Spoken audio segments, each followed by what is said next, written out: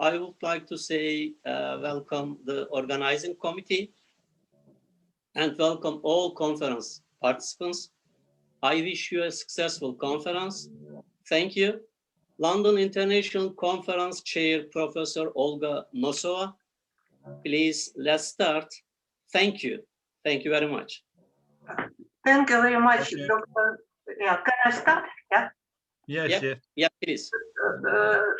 Thank you very much, Dr. Omar Farooq, Mr. Selim Azdemir, organizing committee and conference participants. Thank you for the opportunity to speak to this distinguished audience.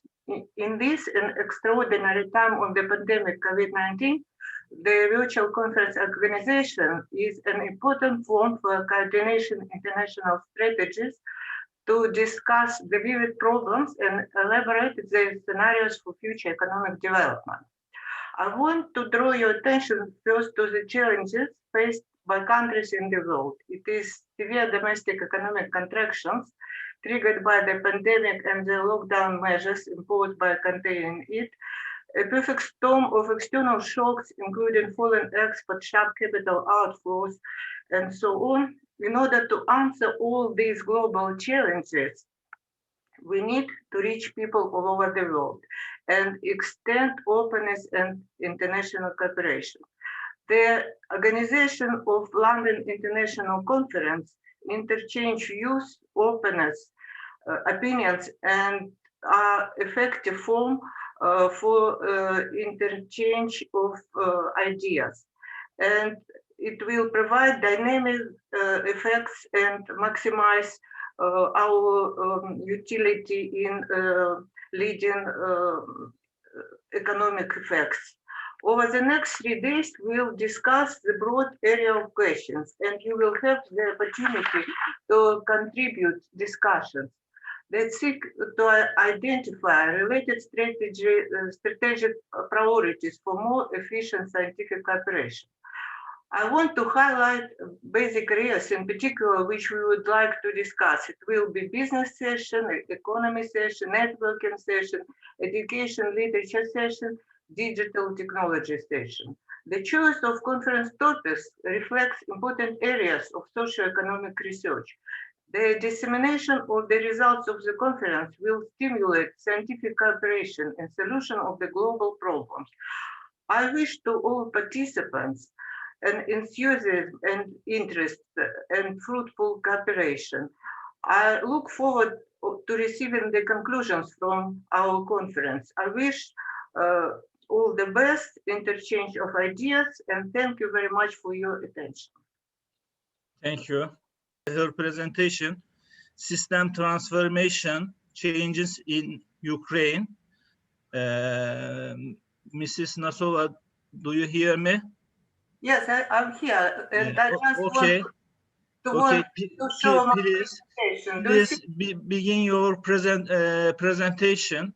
You have 10 minutes for presentation, and you have extra 5 minutes if we have question about your presentation.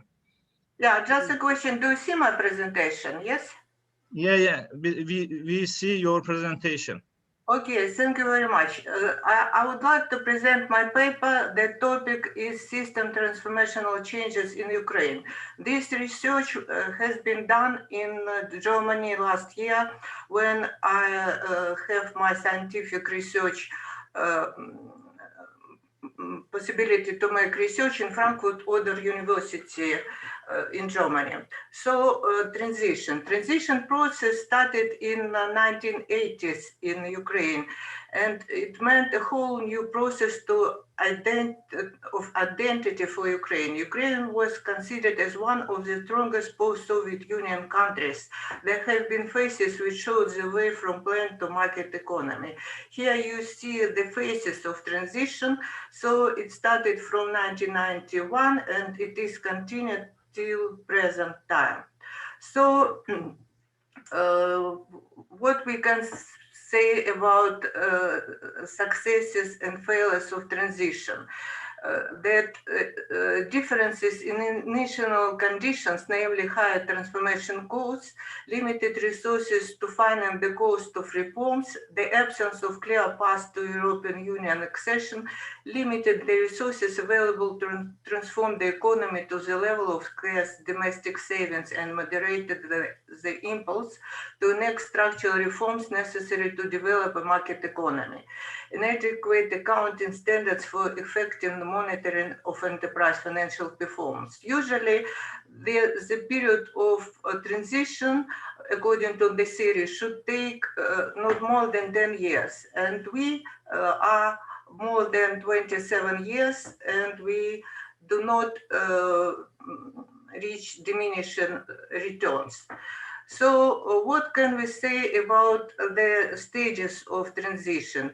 The first democratic transition of power was in Ukraine in 1994. It was economic and political situation labeled by inflation and volatility, bad for Ukraine, dependence of Russian imports and falling exports, prices on metal and machines, galloping inflation. And it was a problem of bank system.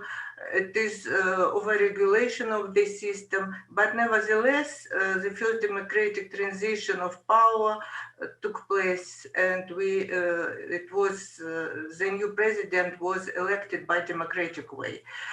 I just want to say about two extraordinary results of and forms of transition. It was the first. It was hyperinflation, because Ukraine became a unique country where we had hyperinflation more than 10,000% in 1993, and it was decreased to 401 in 1994.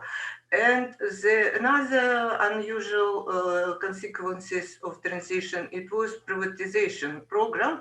It was small privatization and large. But what was the result of this privatization? That we received oligarchs as well, as you know. So I just want to show the results of assessment which have been made by European Bank of Reconstruction and Development in 2011, and they assessed how happy people in transition countries. And here you can see, for example, Ukraine in 2006 and 2010. And you see that people, they had ideas to become more happy, but you see that in 4 years, for example, comparison, they became not happy. And so the satisfaction in transition, economic situation better today than around 1989. 70% disagreed in life transition survey. And study by Guriev and Zhuravska showed 5 reasons for unhappiness: increase in inequality and perceived unfairness, decrease in quantity and quality of public goods, increase in volatility and uncertainty of earnings, information about non-transition countries changes aspiration levels, change of human capital, unhappiness is associated with income and catching up effects. So after 6 years after Maidan uprising, it was big revolution in Ukraine in 2014. Ukraine became adopted a free trade agreement with the European Union. Ukraine has made some progress in improving its economic institutions and implementing structural reforms. And the structural reforms undertaken are prompting the economy to realign resources according to market prices. So here I just show several graphs which showed for example, the first graph shows the labor share in total income percent of GDP, and you can see that how this curve is diminishing. It means that the labor share in total income is decreasing. Then the second graph, you see the comparison of data Ukraine's and Poland shares of GDP and factors of production. And you can see that Ukraine GDP is much less in comparison with Poland, the same physical capital, but labor share is bigger and natural. What does mean? It means that Ukraine doesn't use their facilities to increase and use all the possibilities which it has because of unfair system of distribution of wealth. Here you can see average annual GDP per capita growth in 10 years. And you see that before 2017, it was quite good. For example, before the crisis of 2008, Ukraine had average annual GDP growth about 8%. So impediments to economic growth in Ukraine. Ukraine continues to struggle to attract foreign direct investment, as official statistics overestimate Gini and FDR flows. That overhang the legacy of financial crisis 2009-15 and the pandemic COVID-19 continues to discourage capital formation. The dramatic depreciation of hryvnia had devastating effect on the balance sheet of enterprises. Large public sector imbalances continue to crowd out and divert limited resources. In depressed economy, government revenue lags behind government expenditures. And in the absence of alternative forms of finance, the government begins borrowing internally. Institutions, delayed start of reforms, rent-seeking, and weak commitment to rule of law. Late and incomplete reforms created numerous market distortions and arbitrage opportunities that generated highly concentrated trends for powerful special vested interest groups. In 2017, the total net worth of Ukraine's top 3 richest individuals was more than 6% of Ukraine's GDP, 3 times more than in Poland. The share of wealth accumulated by the richest Ukrainians, measured as a share of GDP, has remained broadly similar to the levels of 2007. This has limited access to economic opportunities to make full potential of Ukraine's human capital.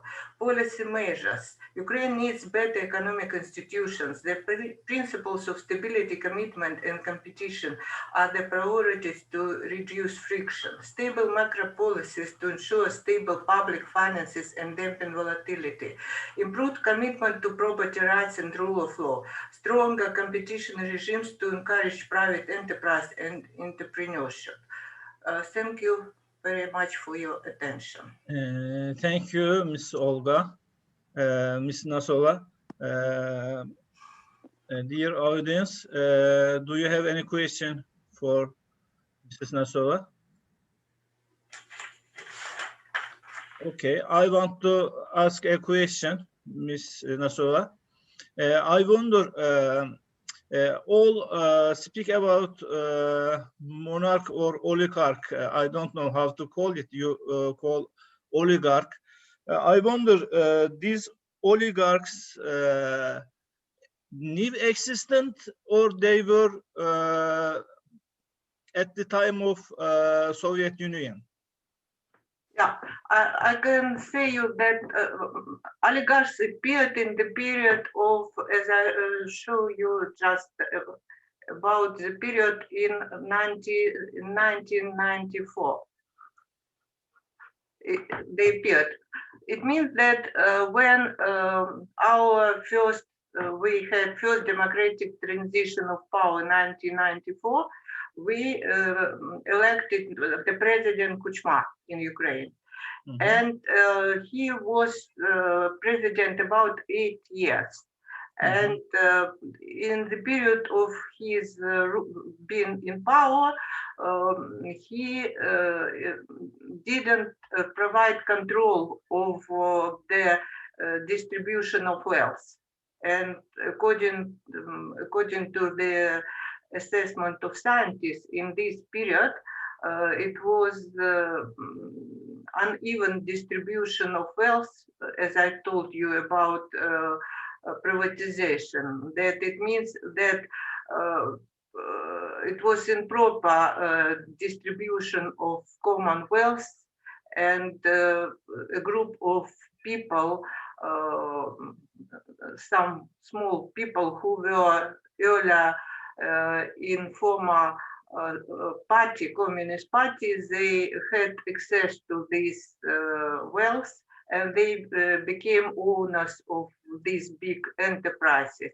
But workers were eliminated from their this wealth because of very unfair large-scale privatization.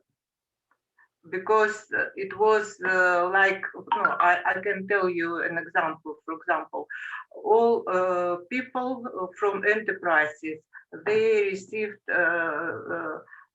so-called voucher scheme. Okay. And but they cannot, for example, it was each voucher gave the share of enterprise, for example, 1,000 from enterprise, but they cannot do anything with this share because it was nothing for them, and they were obliged to sell it for like 1 kilogram of sausages, because it was the period when it was starvation, and because of it, these people who were in ruling class from former Communist Party, they just bought all these vouchers for nothing, you understand? And Yes, yes. and because of it, they became wealthy people. And it was like this. And for example, I was obliged, because at that time I work as assistant professor at the university, and I have very low salary, and I was obliged to sell my voucher as well for 1 kilogram of sausages. It was a real story. Okay, I understand. Thank you. Thank you very much, Miss Olga. Okay, please close your sharing.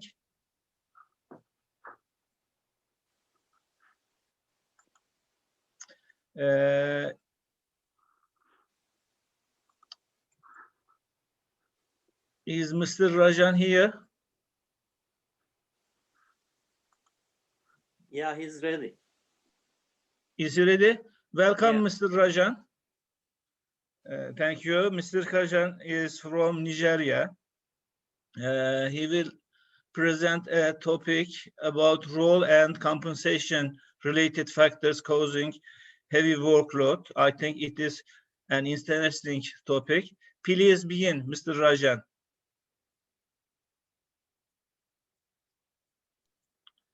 Mr. Rajan, you, do you hear me? Yeah, can you hear me, sir? Yeah, please. Thank you. Can I present? Should I share my screen, materials? Yes, you can share your presentation. Okay, sir.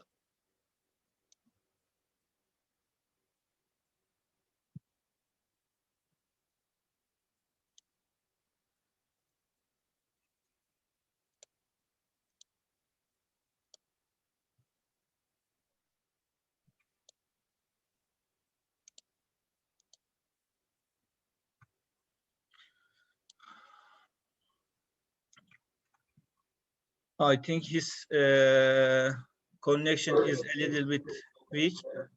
Okay, we see your sharing. Yeah, I'm sharing, sir. I'm sharing. Okay, we see.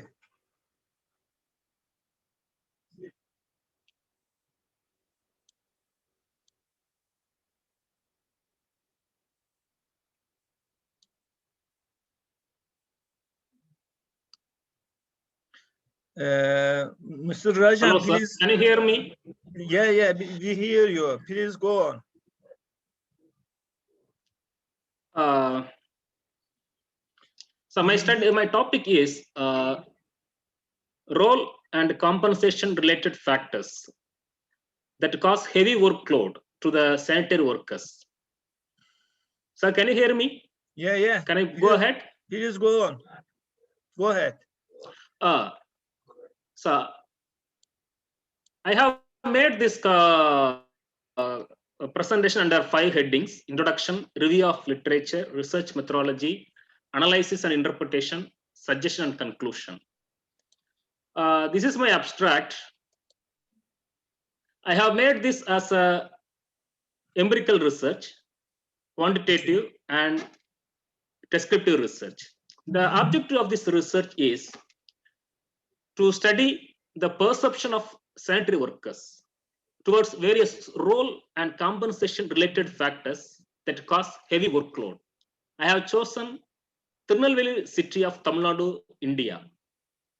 The sample size is 80 respondents. I have chosen them using both convenience and judgment sampling. I have collected data, primary data using scheduled method, and secondary data from books, journals, and conference proceedings. Statement of the problem. The reason why I chose this topic is that sanitary workers in India are coming from very lower level community. Because of their illiteracy, they are not given proper job description and inadequate salary.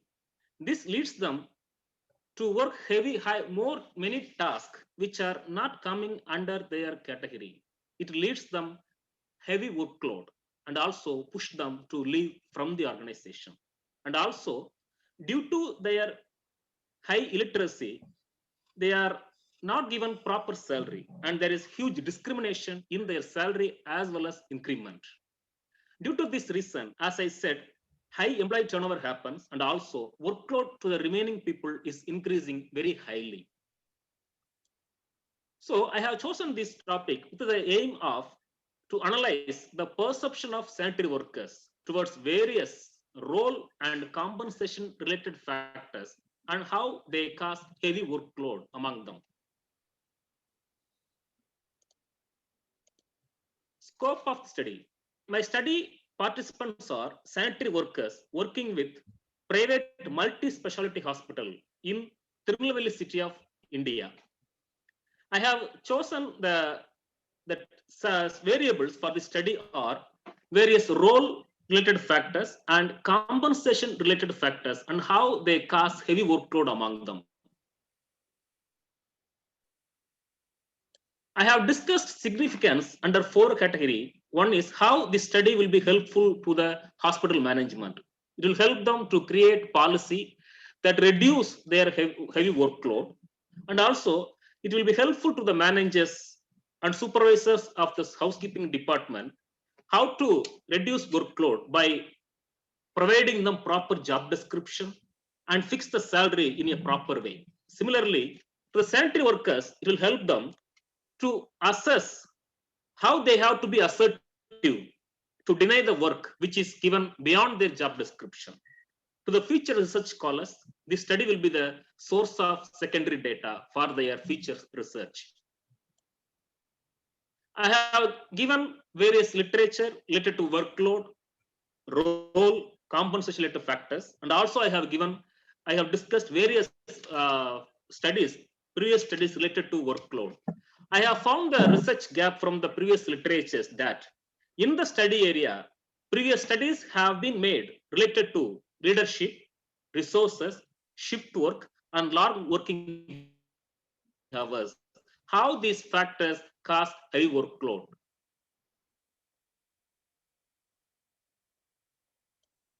But there is no study related to how role and remuneration cause heavy workload. So I have taken these factors to study to do this research. Research methodology, as I said in the abstract, it is a quantitative based empirical research. So 80 sanitary workers have been chosen as a sample size. I have used convenience and judgment sampling. Primary data I have collected with the help of schedule method. I also used questionnaire to collect the data from the respondents. I have used secondary data from books, journals, and conference proceedings, and also used percentage method to assess the data. From the respondents, majority of the respondents are female. They occupy 80%. They are between 35 and 40 years and married. And majority of the respondents are in between 2 and 4 years of experience. Their salary is between 5,000 and 7,000 Indian rupees. Various related role and compensation related factors that are associated with heavy workload. First factor is ill-defined roles and responsibilities. It has majority of the respondents have strongly agreed that it causes heavy workload. For example, in the study area, since the sanitary workers are not educated, they are not given proper job description. Because of this, they are given too much workload, which are not coming within their boundary. It causes them heavy workload. Second, receiving conflicting message from 2 or more heads. Because of the illiteracy, supervisor, managers are giving many workload at the same time. They do not know what to do, but they have to do because of their job security. So it also causes them heavy workload. Third one is person's interest remain contradict. People may not be liking to do the personal work of the superiors, but when superiors force them to do their personal work, again they cause them heavy workload. Then salary is not adequate for their workload, for their work they do. It mentally it causes them heavy depression. It also is one of the factor cause them heavy workload. When they show discrimination and bias in salary fixation and increment, they mentally get distressed. By itself, it pushes them to feel that their work is very hard. The last one is inadequate non-monetary benefits. When they are not given proper reward because of their lower level work, because of their lower level community, they feel mentally depressed. It's also one of the factors they feel that their work is too high. Mr. Rajan, you have limited time. Please summarize. So I will summarize 2 points. My suggestion is that proper job description should be given. Instruction should be given only from one head. Salary should be fixed very properly without discrimination. Personal work should be avoided. Interest of the employees should be received before allocating the work. Previous work experience should be taken before they allocate the work. That's all, sir. Thank you. I am concluding my. Okay, thank you, Mr. Rajan. Any questions about Mr. Rajan's presentation? Just can I ask?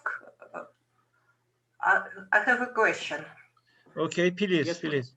Mr. Rajan, could you give your opinion concerning how do you define discrimination? And could you tell me, maybe have you made any researches concerning in what sectors discrimination is high and in what less, or it is everywhere the same? Just your opinion. Thank you. Yes, madam. Although in all fields the discrimination is high, in this field working sanitary workers related, as far as sanitary workers are concerned, in India the discrimination is very high because in India there is caste system.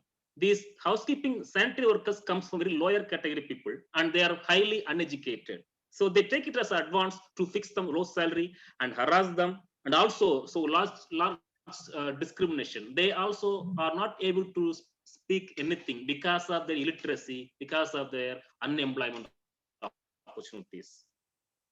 So in hospital, sanitary workers are the highly discriminated people in terms of workload and also salary and other benefits. I hope I have given you answer, madam. Yes, thank you. And just small question concerning what is the situation with COVID in India now? Which? Can you come again? The situation with the pandemic in India. Can you tell anything? Pandemic in India.